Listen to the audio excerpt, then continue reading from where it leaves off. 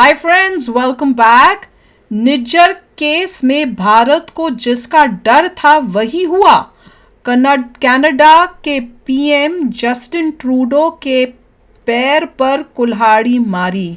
अच्छा देखें, मैं तो कहती हूँ उसने खुद ही पैर पर पकड़ के कुल्हाड़ी खुद ही मारी है, किसी और ने नहीं मारी, उसने खुद मारी है। चलो वीडियो शुरू करते हैं। वीडियो शुरू करने से पहले अगर आप चैनल पर नए हो और आपने अभी तक सब्सक्राइब नहीं किया तो जल्दी से पहले सब्सक्राइब के बटन और बेल आइकन को क्लिक कर लो ताकि आपको हमारे सारे न्यू वीडियोस के नोटिफिकेशन मिल जाए जैसे हम अपलोड करें। अगर आपको वीडियो पसंद आता है प्लीज लाइक शेयर। चलिए शुरू करते हैं। इस समय की सबसे बड़ी अपडेट भारत और कनाडा को लेकर ही आ रही है और ये न्यूज अपडेट भी खालिस्तान टाइगर फोर्स के चीफ आतंकवादी हरदीप सिंह निज्जर की हत्या को लेकर आ रही है। अब इस केस को लेकर कुछ नई इन्फॉर्मेशन निकल कर आ रही हैं और पिछले 12 घंटों के दौरान इस पूरी कंट्रोवर्सी के अंदर कुछ नई चीजें रिवील हुई हैं जो हम इस वीडियो में डिस्कस करेंगे। पिछले कल मैंने आपको बताया था कि इस केस से जुड़ी वॉशिंगटन पोस्ट को एक सीसीटीवी फुटेज मिली है। अब जो ये 90 सेकंड की सीसीटीवी फुटेज थी, वॉशिंगटन पोस्ट ने कनाडा की पुलिस को दे दी है। लेकिन इस सीसीटीवी फुटेज के मिलने के बाद इस पूरे केस को लेकर कुछ नई चीजें रिवील हुई हैं। पिछले कल हमने आपको बताया था कि हरदीप सिंह निज्जर की हत्या को लेकर कहा जा रहा है कि इसमें 2 पर्सन्स इन्वॉल्व थे और जिन्होंने हरदीप सिंह निज्जर की गाड़ी को ब्लॉक करके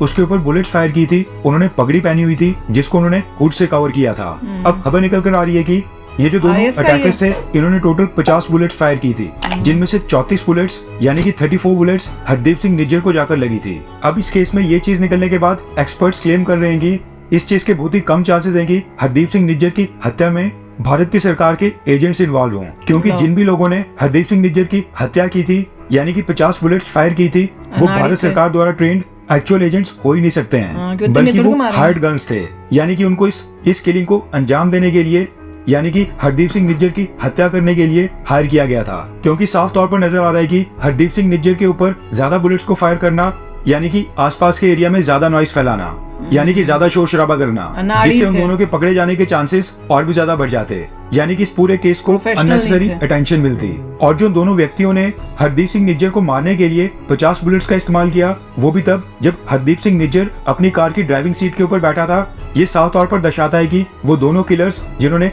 हरदीप सिंह निज्जर के ऊपर अटैक किया था वो अमेच्योर्स थे यानी कि नौसिखिया थे। अब इस पूरे केस को लेकर एक नई कॉन्स्पिरेसी थ्योरी निकल कर आ रही है, जिसको न सिर्फ भारत के मीडिया हाउस बल्कि कनाडा और अमेरिका के कई सारे इंटरनेशनल मीडिया हाउसेस आज की डेट में रिपोर्ट कर रहे हैं। और ये दावा किया जा रहा है कि ये जो 2 किलर्स थे जिन्होंने हरदीप सिंह निज्जर की हत्या की थी, ये एक्चुअल में पाकिस्तान के ISI द्वारा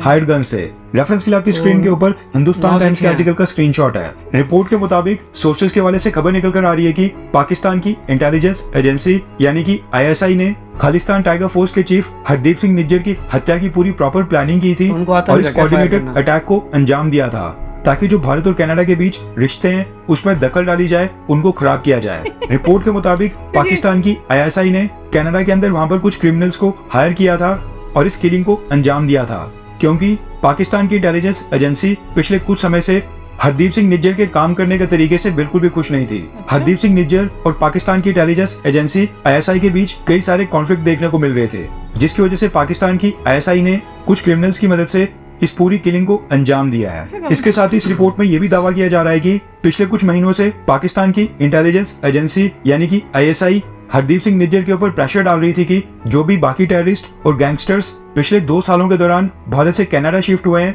निज्जर उनको भी सपोर्ट करे। लेकिन हरदीप सिंह निज्जर इस पूरी चीज के खिलाफ था और वो चाहता था कि कनाडा के अंदर जो भी एंटी इंडिया और खालिस्तानी कैंपेन था उसको वो अपने पुराने साथियों के साथ मिलकर ही वहां पर चलाए। इसलिए हरदीप सिंह निज्जर ने पाकिस्तान की ISI को साफ मना कर दिया कि वो जो नए गैंगस्टर्स और जितने भी क्रिमिनल्स जो हाल ही में इंडिया से कनाडा के अंदर वहां पर शिफ्ट हुए उनके साथ बिल्कुल भी कोऑपरेट नहीं करेगा। इसलिए पाकिस्तान की ISI ने हरदीप सिंह निज्जर की किलिंग के ऑर्डर्स दिए, क्योंकि पाकिस्तान की ISI को पता था कि इसका पूरा शक भारत के ऊपर जाएगा और इससे भारत और कनाडा और भारत और वेस्टर्न देशों के बीच एक नई कंट्रोवर्सी खड़ी होगी। वेस्टर्न कंट्रीज के अंदर जो रूल बेस्ड ऑर्डर्स और डेमोक्रेटिक वैल्यूज के ऊपर भारत को पहले भी सुनाती रही हैं, उनके साथ भारत के रिश्ते खराब होंगे। और इससे दूसरा फायदा ये हुआ कि जो कनाडा के अंदर जितने भी खालिस्तान का इशू है, जो भी एंटी इंडिया एक्टिविटीज हो रही हैं, और जो कनाडा के अंदर आज की डेट में ये खालिस्तानी क्रिमिनल्स वहां पर जो ड्रग ट्रेड कर रहे हैं उसके ऊपर ISI का और भी कंट्रोल होगा। अब इस पूरे केस को लेकर 2 नाम सबसे आगे निकल कर आ रहे हैं, एक है राहत राव और दूसरा है तारिक कियानी।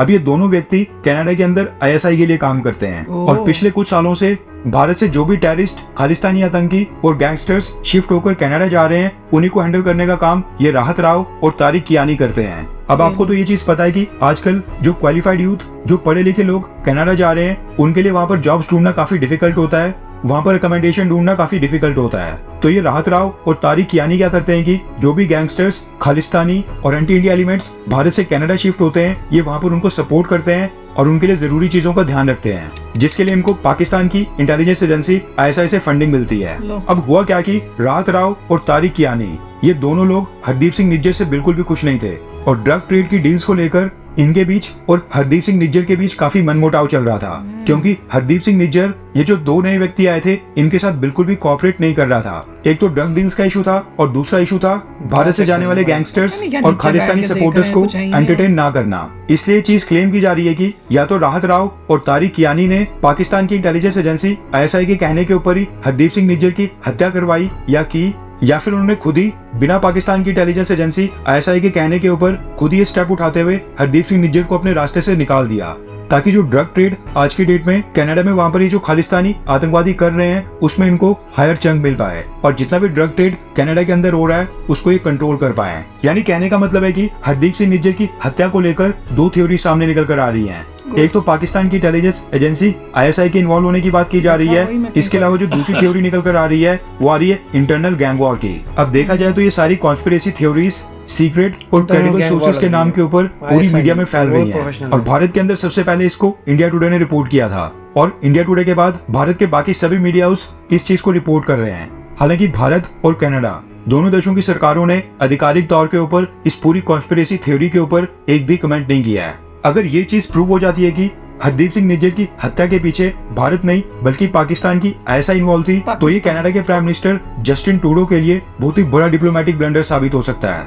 और इससे भारत और कनाडा के जो आपस में बायलैटरल टाइज हैं, उनको अनप्रेसिडेंटेड डैमेज होगा, जो कि जस्टिन ट्रूडो के रहते तो कभी नहीं सुधरेगा। यानी कनाडा में जब प्रधानमंत्री चेंज होगा उसके बाद ही भारत और कनाडा के जो टाइज हैं वो आपस में सुधर पाएंगे। और हो सकता है कि अगर ये प्रूव हो जाएगी पाकिस्तान की ISI एजेंसी हरदीप सिंह निज्जर की हत्या के पीछे शामिल थी, तो भारत की सरकार कनाडा को सबक सिखाने के लिए कोई बड़ा स्टेप भी उठा सकती है, क्योंकि जस्टिन ट्रूडो ने जो क्लेम किया है कि हरदीप सिंह हत्या के पीछे भारत सरकार और भारत सरकार के एजेंट्स इन्वॉल्व हैं, इससे भारत की सरकार को पूरी दुनिया के सामने काफी शर्मिंदा होना पड़ा है। जहाँ पर एक तरफ G20 को सक्सेसफुली होस्ट करने के लिए भारत की दुनिया भर में तारीफें होनी चाहिए, आज की डेट में भारत के ऊपर सवाल उठाए जा रहे हैं। इसके साथ ही एक्सपर्ट्स का कहना है कि भारत की सरकार इस पूरी किलिंग के अंदर इन्वॉल्व इसलिए भी नहीं हो सकती है क्योंकि भारत की सरकार इस साल G20 को होस्ट कर रही थी और खालिस्तान इशू के ऊपर हरदीप सिंह निज्जर, जो कि एंटी इंडिया और खालिस्तानी कैंपेन का कनाडा के अंदर सबसे बड़ा फेस था, उसको मरवाने का मतलब है कि अननेसेसरी अटेंशन पाना। वैसे जो भी हो, आपको क्या लगता है कि हरदीप सिंह निज्जर की हत्या के पीछे क्या भारत की इंटेलिजेंस एजेंसीज इन्वॉल्व हो सकती हैं? हाँ या फिर नहीं, ये पाकिस्तान की इंटेलिजेंस एजेंसी ISI का करवाना है, ताकि भारत और कनाडा के आपस में जो रिश्ते हैं वो खराब हो। नीचे कमेंट करके अपनी राय जरूर बताएं। भाई मैं तो बोल रही हूँ 100%, मैं बोल रही हूँ है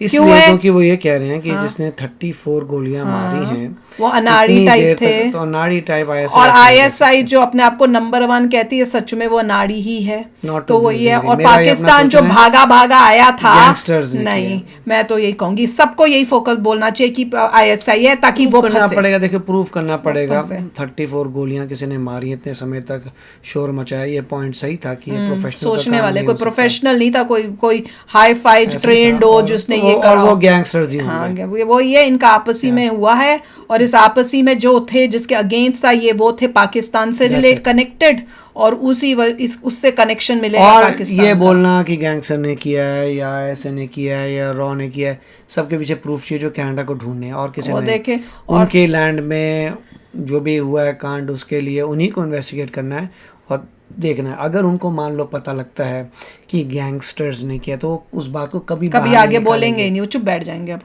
चुप बैठ जाएंगे, बताएंगे नहीं, फिर तो गलती पता चल जाएगी, तुमने इतना बड़ा एलिगेशन रॉन्ग लगा दिया। बिल्कुल, फिर होगा गोल गलापा, किसी को पता लगा, कोई ब्लैकमेल होगा, कोई लीक करेगा, बोलेगा तुम्हारी गवर्नमेंट को डुबा दूंगा, क्यों? अगर मेरे को पता लगा, उसके बहुत झमेले होंगे। उसके बाद अगर पता चल जाए ट्रू बंदे का और पता लगा वो इंडियन नहीं है,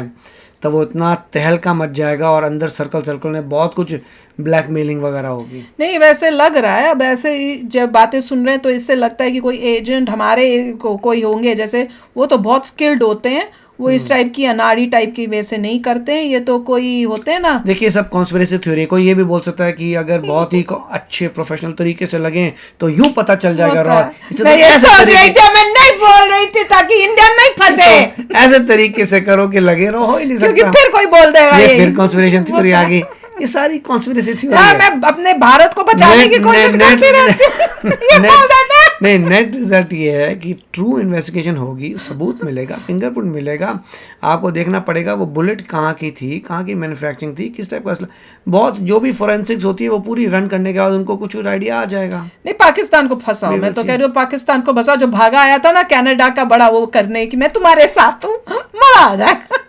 चलो आप ही शेयर करना, आप बताओ आपको क्या लगता है, सारे एंगल्स में से कौन सा एंगल बिल्कुल आपको लगता है कि ये सच है। मेरे को जो लगता है मैं नहीं बोल सकती, तो समझ लो मेरे को क्या लगता है। तो मैं चलते हैं, मिलेंगे नेक्स्ट वीडियो में बहुत ही जल्द। Till then take care and bye bye. तो अगर आप मेरे इस चैनल पे नए हो तो जल्दी से सब्सक्राइब के बटन को हिट करो और बेल आइकन को क्लिक करो, ताकि आपको मेरा जब नया वीडियो मैं लगाऊं आपको उसके बारे में जल्दी से पता चल जाए।